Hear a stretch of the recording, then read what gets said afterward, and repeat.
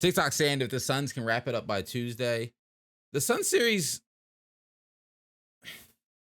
Russell Westbrook has been the best player of the series. VR says Russ has been absolutely phenomenal. And the best thing about the Suns Clippers series to me is Russ proving that, hey, somebody gonna give me a bag. Like somebody's gonna pick me up. I'm getting signed by somebody. I can still play in this league. He's proving against a great team like the Suns that he can still play. He's making these games interesting, even with Kawhi being out. Uh Guru says he got the Clippers winning game 5. I'm not mad at that. Their series right now is, when's their next game? Game 5 is not. I'm trying to pull up when game 5 is for. Let me see, because off the top of my head, I don't know. All right, game 5. It's not Monday, is it? Tuesday? Clippers Sundays game 5 is on Tuesday? Let's see. Internet is being crazy slow right now. Stream still alive? I feel like everything's just laggy on my end right now. My fault, y'all. Did I click the wrong game, not paying attention? Game 5 is Tuesday. Phoenix is up 3-1 right now. If Kawhi don't come back, to be honest with you, yeah, I agree. Suns could, somebody said on TikTok, Suns could finish it over in 5 games, be a 4-0. I mean, 4-1. It sucks because if PG is there, if Kawhi is there, but this Clippers team is healthy, this can go completely different. It can sway the other way in the Clippers' favor. I think the Clippers have the depth, but in the same vein, talking about the Clippers, I was about to get myself caught up in it, saying if this, if that, if this, if that. I'll be honest, I'm tired of saying if when it comes to the Clippers. I'm sick and tired of saying if. I'm tired of it. That's all we do is say if someone is healthy. And I'm not personally, I'm not blaming these guys for their injuries. Kawhi's, to be honest, I don't even know what his injury is completely all the way. They're saying it happened in game 1, but he still played in game 2, but then was out for game 3 and 4. I don't know. Paul George, unfortunately, went down with his injury as well. Am I blaming these guys? No. Can you label them injury prone? Sure. I definitely can label them injury prone. But I think the Clippers need to take a hard look at themselves and be like, what do we go from here? Like, do we continue down this path? Do we continue just paying these guys and just hoping that 1 year it works? I guess you could let it run its course, and then towards the end of the contracts decide to maybe ship them off, re-sign them, do whatever. But I'm done holding my breath for the Clippers because it looks like it's about to be over. They look like they're about to be out in the first round. And you really got to take a hard look if I'm the Clippers and figure out what do we do. Because off the top of my head, I don't know what Paul George is. Let's look at Paul George's contract. I don't know what it is off the top of my head. Dills is saying give them one more season, then trade Kawhi and George. It's knee swelling on the surgical repair. Oh, that's Kawhi's knee injury, his knee swelling? Okay, well, pack him up. We're not about to see him for the rest of the playoffs. It is what it is. Why can't I find Paul George's contract on Sports Hack or however you pronounce that? Paul George's contract and Kawhi's contract, because I don't remember off the top of my head. So it looks like Paul George is a free agent and he has a player option for 24-25.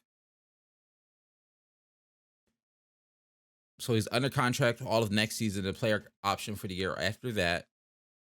So I guess you can consider a trade there. I don't know if you want to consider a trade, but it's the conversations I think their front office is going to be having. Same thing for Kawhi. He's under contract for sure and ending at the 23 season, but then he has a player option for 25.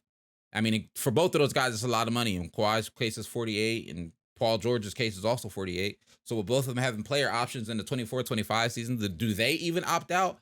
The Clippers got a lot of decisions to make. And the last thing I want the Clippers to do, and I feel like it's what they're going to do, but the last thing I want them to do is to wait until the trade deadline of next season, like this upcoming season, to be like, okay, well, let's see what we want to do. I'm a proponent for a team. If you want to blow it up before the trade deadline.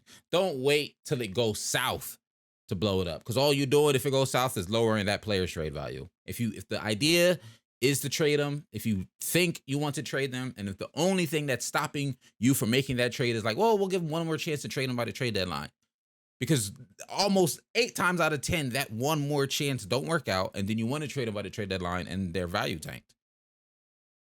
So as crazy as to say, blowing up PG, blowing up Kawhi, and I guess at the same breath, it's not like you can get a trade for them right now anyway because they're injured, and no one's gonna want to trade for an injured player. They're gonna want to see what they look like. So I guess you're stuck. My fault, Clippers. I had a thought, and then I walked it around, and I don't think the Clippers have an actual solution here. I don't think they have a solution. That is crazy. That is crazy. I don't think the Clippers really have a solution here to make themselves work. On the Suns, talking about the Suns, yes. Do their starting five look great? Of course they do. Devin Booker had an amazing game last game. It's hard or basically impossible to double Devin Booker right now because Kevin Durant's on his team, so you can't double Devin Booker. So Devin Booker is able to get to his spots and, hit some really good shots. The offense of the starting five looks great. The only thing I'm worried about the Phoenix Suns is what is a bench? What is a bench for the Suns? We were looking at, I'm going to pull it up right here for y'all because I was looking at it the other day. I think it was just their last game. They're just, the bench scoring to me isn't really there for the Suns. And it'll work against a Clippers team that just simply doesn't have their starters. Like the Clippers have the depth, but they don't have the superstars to be able to play alongside. And the Suns have the superstars, but no depth. If you look at, what game was it that I was looking at? Yeah, just look at last game. What is this game? Game 4. When the game they won, they was 3 up. Devin Booker ends with 30. Kevin Durant has 31. Chris Paul has 19. Beautiful, of course, but Kevin Durant had to play 44 minutes. Devin Booker's playing 41 minutes, and no one off the bench even scored in double figures. Only 4 other guys came off the bench to get time. Josh Okogie had 6. There's no bench production from this Suns team. Same like it's been for most of their games. This game was closer. Game 3, another case I was looking at earlier. No bench production. Boom. Laser Shaman off the bench with 4. Bismack Biyombo had 6. Damian Lee surprised you with 8. But once again, Devin Booker had 44 minutes. Kevin Durant had 41 minutes. Chris Paul even had 40 minutes. So we know Chris Paul cannot play this many minutes late in the playoffs because he's primed to blow a hamstring. He's primed to blow a hamstring. So the only worry that I have with the Suns is, yeah, you made the trade for Kevin Durant. Yes, Kevin Durant, that starting 5 looks absolutely phenomenal. But if KD, Devin Booker, and Chris Paul all got to play 40+ minutes for y'all to get a win, y'all not going to go far just based off of y'all ain't going to have nothing left in the tank. If you do make it to a Western Conference Finals, to an NBA Finals, y'all don't have nothing left in the tank. Or, heaven forbid, Chris Paul's going to end up injured. Or Kevin Durant might re-injure himself. Or Devin Booker, who also dealt with injury this year, might end up injured. All 3 of these guys, y'all putting 40 minutes on, all dealt with injury this season, Phoenix. Y'all got to figure something out.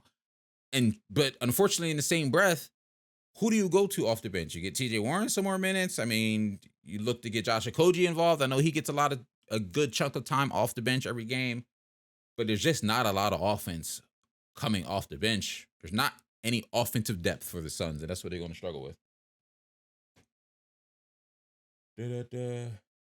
I get you, Bills. You're saying it works until one of their stars get injured. That's what I'm saying. The Suns work until, unfortunately, and once again, heaven forbid, but if one of their guys get injured because they're playing 40+ minutes a game, that's all I tweeted the other day. Kevin Durant's played 40 minutes in every game so far in the playoffs. He's played over 40 minutes every game so far against a team that doesn't have PG at all, had Kawhi for like a game and a half, didn't have Kawhi for 2 others. Y'all got to figure that out, Suns. And I don't know what the solution is, which makes me worried about them going into like the finishing off this playoffs. Now you look into the offseason, maybe you can make some moves, find some cheap guys to, come in and help fill out that roster. It's not impossible. But the elephant in the room, I think, for the Suns is what he do with DeAndre Ayton. Because if DeAndre Ayton wasn't on your books, you probably would have a decent amount of money this offseason to fill up that roster. DeAndre Ayton hasn't necessarily looked amazing in this series so far. At least not, all things considered, he hasn't looked amazing for what you want to pay him. I love Ayton. Ayton's one of my guys. I think he has the potential, but I think Ayton's going to be a situation of if he's on a different team in a different atmosphere in a different situation, you would probably see a better player Because now at this point, the ball's in Booker's hands and Durant's hands and Chris Paul's hands. Ayton, they want him to be a rim running center, but that's not his game. He want to post up. And I don't, that might be to his detriment because maybe he gets the opportunity to post up more and you find out, well, Ayton, your offensive bag ain't what you thought it was. You should have been a rim runner in the first place. We'll see. We'll see. I like the Suns because y'all know I'm a KD guy. I love his game. Like, I love Kevin Durant's game. Chris Paul's one of my guys. I want him to win the championship. And when that trade was made to add Kevin Durant to this team, I was like, yo, this is it. This is amazing. But the more and more I'm actually now watching them, the depth is just crazy. The depth is crazy.